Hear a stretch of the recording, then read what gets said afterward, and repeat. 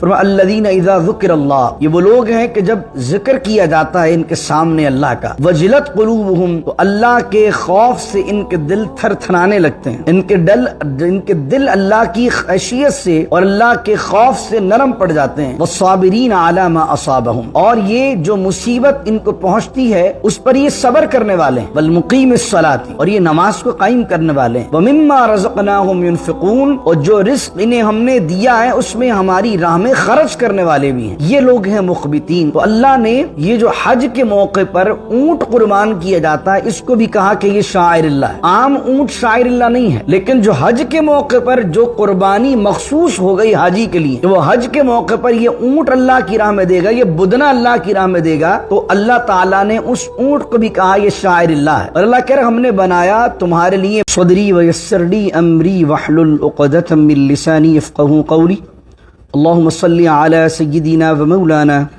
محمد معدن الجود والكرم وآله وصحبه وبارك وسلم، ولكل أمة جعلنا منسكا ليذكروا اسم الله على ما رزقهم من بهيمة الأنعام فإلهكم إله واحد فله أسلموا وبشر المخبتين، صدق الله مولانا العظيم۔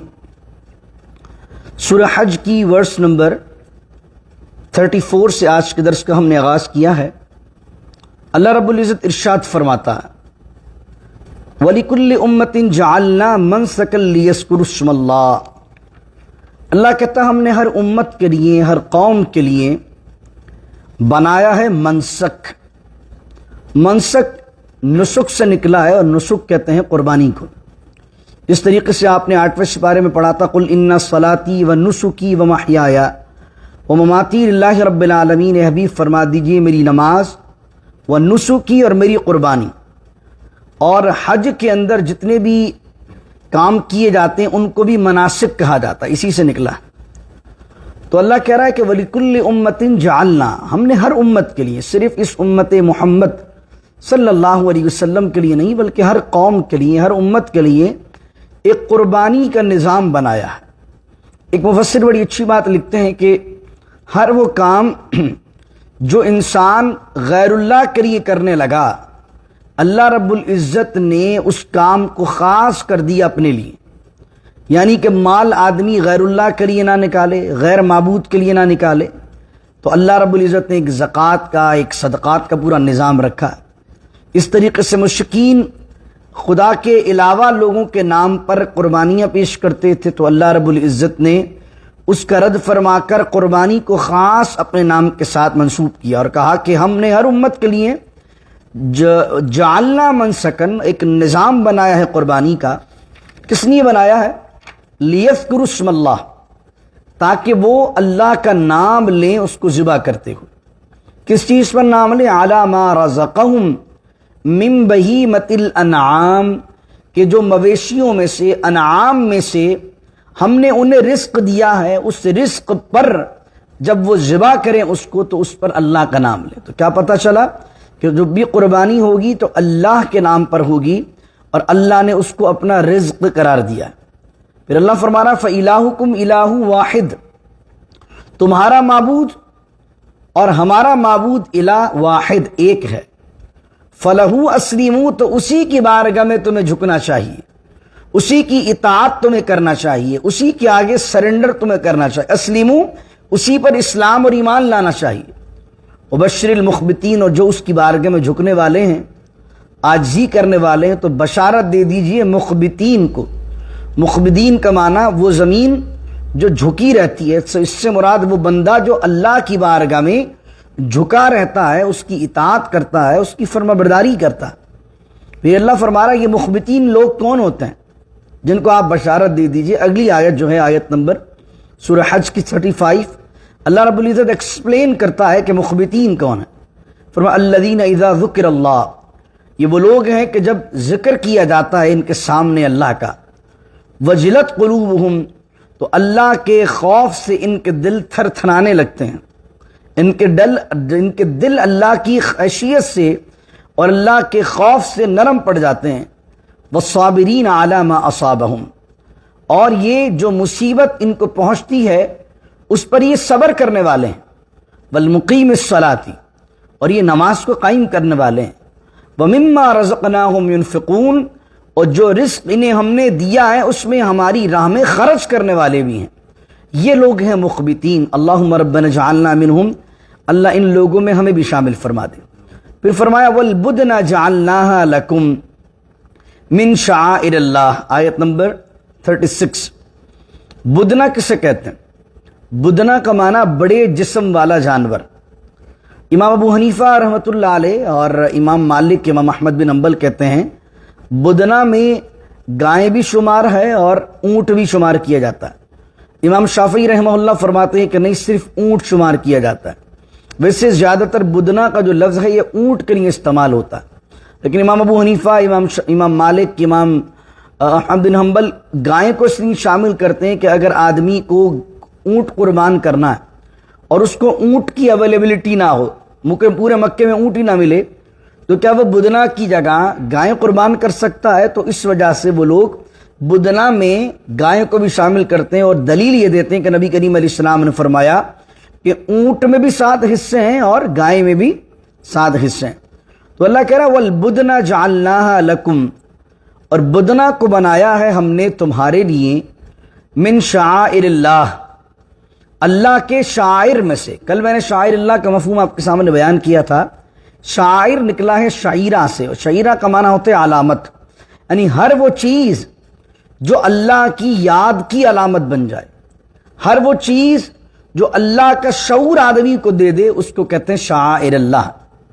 और मैंने कल बयान किया था कि शाह वलीउल्लाह ने इस पर पूरी बहस की है हज्जतुल्लाहिल बालिग़ा में कि शाइरिल्लाह क्या क्या हो सकते हैं। तो उन्होंने कहा कि वो औलिया व सालिहीन भी शाइरिल्लाह हैं, कि जिनकी सोहबत में बैठकर या जिनका दीदार करते हुए या जिनकी से बात करते हुए आदमी को अल्लाह याद आ जाता है।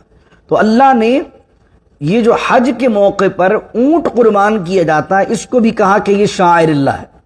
आम ऊँट शाइरिल्लाह नहीं है, लेकिन जो हज के मौके पर जो कुर्बानी मखसूस हो गई हाजी के लिए कि वो हज के मौके पर ये ऊँट अल्लाह की राह में देगा, ये बुदना अल्लाह की राह में देगा, तो अल्लाह ताला ने उस ऊँट को भी कहा ये शाइरिल्लाह है। और अल्लाह कह रहा हमने बनाया तुम्हारे लिए बुदना शाइरिल्लाह में से, और फिर फरमाया लकुम फीहा खैर, और वो बुदना तुम्हारे लिए बेहतर है, तुम्हारे लिए खैर है। तो सहाबा कराम में से चंद के वाक़यात मिलते हैं कि वो जब कुर्बानी करने के लिए गए तो कुर्बानी एक बंदे की तरफ से एक हिस्सा होता है हज के मौके पर भी। और आप हज पर गए होंगे तो आपने बकरा कुर्बान किया होगा। तो हज़रत हरमला कहते हैं कि मैंने देखा एक सहाबी को कि वो ऊँट कुर्बान कर रहे हैं, 6 से 7 दिनार का उस वक्त मिलता था। तो उन्होंने ऊँट कुर्बान किया, तो मैंने उनसे कहा तो आप तो एक हैं और आप चाहते तो आप एक बकरा भी कुर्बान कर सकते थे, दुम्बा भी कुर्बान कर सकते थे, लेकिन आपने अपने लिए पूरा एक ऊँट कुर्बान किया है हज के मौके पर, उसकी वजह क्या है? तो उन्होंने कुरान करीम की आयत पढ़ी वल बुदना जअलनाहा लकुम मिन शआइरिल्लाह लकुम फीहा खैर। कहा तुमने कुरान नहीं पढ़ा? अल्लाह कह रहा है कि हमने तुम्हारे लिए बुदना बनाया है, यानी ऊँट बनाया है। हज का जो कुर्बानी का ऊँट है वो शाइरिल्लाह में से बनाया है, लकुम फीहा खैर, और तुम्हारे लिए वो बुदना कुर्बान करना बेहतर है। तो उस आयत के पेश नज़र मैंने फिर दुम्बा और बकरा कुर्बान नहीं किया बल्कि ऊँट कुर्बान किया। तो अल्लाह रब्बुल इज़्ज़त आपको भी हाजी बनाए, और अगर अल्लाह ने आपको वसाइल दिए हैं, अल्लाह ने आपको इख्तियार दिया है, अल्लाह ने आपको ताकत दी है, माली तौर पर आप मजबूत हैं, तो आपको चाहिए कि फिर आप बकरा कुर्बान ना करें हज के मौके पर, बल्कि बुदना कुर्बान करें। बुदना यानी या तो गायें कुर्बान कर दें या फिर आप जो है वो ऊँट कुर्बान कर दें। अब कुर्बान करना कैसे, उसका भी प्रोसेस अल्लाह ने बयान किया। फ़ज़्कुरु इस्मल्लाहि, एक तो कुर्बान करना है अल्लाह के नाम पर ऊँट को, अलैहा, उस ऊँट पर, उस बुदना पर नाम लो अल्लाह का। और कुर्बान कैसे करना है? 2 तरीके होते हैं, एक होता है ज़िबाह और एक होता है नहर। ऊँट को नहर करना सुन्नत है, और गाय को और बकरा बकरी को ज़िबा करना सुन्नत है। अगर किसी ने इसका बिल्कुल अपोजिट कर दिया, कुर्बानी हो जाएगी लेकिन उसने मकरूह काम किया। अब अल्लाह रब्बुल इज़्ज़त फरमा रहा है किस तरीके से कुर्बान करो, फ़ज़्कुरु इस्मल्लाहि अलैहा, उस पर अल्लाह का नाम लो। सवाफ किस हालत में लो? सवाफ निकला है सफ से, यानी लाइन बनाकर, उन्हें एक लाइन में खड़ा कर दो, और लाइन में जब वो ऊँट खड़े हो जाए तो अब उनको खड़ी पोजीशन के अंदर ही काट दो। और कैसे नहर किया जाता है? نحر اس طرح کیا جاتا ہے کہ ایک ان کا پاؤں باندھ دیا جاتا ہے اور 3 پاؤں کھلے رکھے جاتے ہیں اور وہ اپنے ایک پاؤں پر کھڑا رہتا ہے, اس کو بٹھایا بھی نہیں جاتا, کھڑے کر کے کاٹنا, کھڑے کر کے نحر کرنا سنت ہے. اور یہ وہی انداز ہے جو نبی کریم صلی اللہ علیہ وسلم نے حجۃ الوداع یعنی سب سے جو لاسٹ حج رسول اللہ صلی اللہ علیہ وسلم نے ادا فرمایا ہے, نبی کریم صلی اللہ علیہ وسلم نے بھی اسی طرح نحر فرمایا. یعنی کہ حضرت علی روایت کرتے ہیں رضی اللہ عنہ کہ حج کے موقع پر نبی کریم صلی اللہ علیہ وسلم نے کی طرف سے 100 اونٹ نحر کیے گئے اور ان 100 میں سے رسول اللہ صلی اللہ علیہ وسلم نے 63 اپنے ہاتھ سے کیے اور بقایا حضرت علی فرماتے ہیں کہ میں نے حضور علیہ الصلوۃ والسلام کی جانب سے کیے اور رسول کریم صلی اللہ علیہ وآلہ وسلم جو ہیں وہ حضور علیہ الصلوۃ والسلام آگے بڑھتے اور حضور علیہ الصلوۃ والسلام کے ہاتھ میں نیزہ تھا اور حضور ایک کو نحر کرتے. نحر کیا کہ اس کی نیزہ جو ہے وہ اس کی گردن میں مارا جاتا ہے, ایک ہی دفعہ مارا جاتا ہے اور خون کا فوارہ نکلتا ہے اور آہستہ آہستہ جب خون نکل جاتا ہے تو وہ خود ہی اپنے کسی نہ کسی ایک سمت کے اندر گر جاتا ہے. تو نبی کریم صلی اللہ علیہ وسلم حضرت علی فرماتے ہیں کہ نبی کریم صلی اللہ علیہ وسلم جب نحر کر رہے تھے تو ہر اونٹ آگے اپنی گردن خود بڑھاتا تھا. یہ نبی کریم صلی اللہ علیہ وسلم کی شان و عظمت ہے اور یہ ممکنات میں سے بھی ہے کیونکہ یہ نبی کا معاملہ ہے. اللہ اکبر. کیونکہ وہ مولانا روم نے بڑی خوبصورت بات کی کہ بخاری مسلم کی حدیث ہے کہ نبی کریم صلی اللہ علیہ وآلہ وسلم جب مسجد نبوی تعمیر نہیں ہوئی تھی, بنی نہیں تھی, تو اس وقت حضور علیہ الصلوۃ والسلام ایک کھجور کے تنے سے جو لکڑی کا تھا اس سے آپ ٹیک لگا کر خطبہ دیا کرتے تھے. پھر مسجد نبوی کچھ تعمیر ہوئی تو ایک عورت نے, جس کا غلام بڑھئی تھا جو لکڑی کی چیزیں بنانے والا ہوتا ہے, تو اپنے اس غلام کو کہا کہ رسول اللہ کے لیے ممبر تیار کر دو. اس نے حضور علیہ السلام کے لیے ممبر تیار کر دیا. نبی کریم صلی اللہ علیہ وآلہ وسلم جب ممبر تیار ہو کر آیا تو حضور نے پہلا خطبہ ارشاد فرمایا اس ممبر پر. تو جب حضور اس ممبر پہ بیٹھے تو بخاری شریف میں, مسلم شریف میں, دونوں میں حدیث موجود ہے کہ صحابہ کرام رضوان اللہ علیہم اجمعین بیان کرتے ہیں کہ اس کھجور کے تنے میں سے جس سے حضور روزانہ ٹیک لگا کر خطبہ دیا کرتے تھے اس میں سے رونے کی آواز آنے لگی اور اس طرح رونے کی آواز آنے لگی جس سے کوئی بچہ روتا. اس طریقے سے نبی کریم صلی اللہ علیہ وسلم ممبر سے اترے, پھر حضور نے تنے پر ہاتھ لگایا. اس وجہ سے آج ریاض الجنہ میں جائیے تو ریاض الجنہ کے اندر ایک پلر کا نام ہے ستون استوانہ حنانہ, لکھا ہوا ہے آج بھی. حنانہ نکلا ہے حنین سے اور حنین کا معنی ہوتا ہے وہ بچہ جو بہت روتا ہے. تو اس ستون کو, اس پلر کو حنانہ کہنے کی وجہ یہی ہے کہ نبی کریم صلی اللہ علیہ وسلم کی جدائی کی وجہ سے وہ رونے لگا. تو مولانا روم رحمۃ اللہ القوی یہاں پر بیان کرتے ہیں کہ فلسفی از منکر حنانہ است, یعنی اس زمانے میں فلسفی تھے مولانا روم کے زمانے میں, اس زمانے میں سائنٹسٹ ہیں جو کہتے ہیں یار ہاؤ اٹس کین پاسبل, یہ کیسے ہو سکتا ہے. تو مولانا روم بڑی اچھی جواب دیتے ہیں اس بات کا, کہتے ہیں فلسفی از منکر حنانہ است, یعنی فلسفی کو تو یہ بات سمجھ میں نہیں آئے گی کہ حنانہ کیسے رونے لگا, لیکن وہ فرماتے ہیں کہ از حواس پیغمبر بیگانہ است, فرمائے اس لیے کہ اسے پیغمبر کے حواس کا اور پیغمبر کے سینسز کا اور پیغمبر کی شان کا فلسفی کو پتہ ہی نہیں ہے. تو یہ رسول اللہ کی شان ہے کہ حضور علیہ الصلوۃ والسلام جب اونٹوں کو نحر کرتے تھے تو ہر اونٹ قربانی کے لیے, نحر کے لیے اپنی گردن پہلے ہی آگے کر دیا کرتا تھا. پھر اللہ رب العزت آخری کی آیات ہیں آج کے درس کی, فرمایا کہ پہلے تو انہیں لائن بنوا کر, اگر 2 سے 4 ہیں تو اس سے مراد ثواب مانے کھڑا کر کے اللہ کا نام لے کر نحر کرو. فَإِذَا وَجَبَتْ جُنُوبُهَا, اور جب وہ وجبت کا معنی گر جائیں, فَإِذَا وَجَبَتْ جب وہ گر جائیں, جُنُوبُهَا ایک جانب, فَكُلُوا مِنْهَا تو تم اس کو پھر کھاؤ, اس کا گوشت تم کھاؤ. وَأَطْعِمُوا الْقَانِعَ اور کھلاؤ قناعت کرنے والے کو, وَالْمُعْتَرَ اور محتاج کو بھی کھلاؤ. قانع اور معتر کا معنی کیا ہے؟ قانع وہ شخص ہے جو غریب تو ہے لیکن کسی سے سوال نہیں کرتا, کسی سے مانگتا نہیں ہے, کسی کے آگے ہاتھ نہیں پھیلاتا, اس کو بھی کھلاؤ. والمعتر, اور معتر اس کو کہتے ہیں کہ وہ شخص جو اپنی حاجت کو, اپنی ضرورت کو لوگوں کے سامنے بیان کر لیتا ہے, گوشت مانگنے آ جاتا ہے, اس کو بھی دو. اللہ کہہ رہا ہے کذالک سخرناہا لکم, اور اس جانور کو اسی طریقے سے ہم نے تمہارے لیے مسخر کر دیا ہے. یعنی تم دیکھو اونٹ کتنا بڑا ہے اور تم نے اس کو نہر کر دیا, اور کتنے اونٹوں کو نہر کر دیا. تو کذالک سخرناھا لکم, اللہ نے تمہارے ہاتھ کے اندر ان اونٹوں کو دے دیا, مسخر کر دیا, تمہاری طاقت میں دے دیا, تمہاری رینج میں دے دیا, تمہارے کنٹرول میں دے دیا. تو اب اس بات پر لعلکم تشکرون, تم اللہ کا شکر ادا کرو. پھر آخری آیت آج کے درس کی, اور یہ بہت کمال آیت ہے اور بڑی مشہور آیت ہے, اور اس کو ذہن میں رکھیے. ہر نیک عمل کو کرتے ہوئے یہ آیت ضرور یاد رہنا چاہیے. وہ کیا ہے؟ جب قربانی, اور آج کل تو بہت ریاکاری, دکھاوا, نمود, نمائش بقرعید کے دن ہمیں دیکھنے کو ملتی ہے.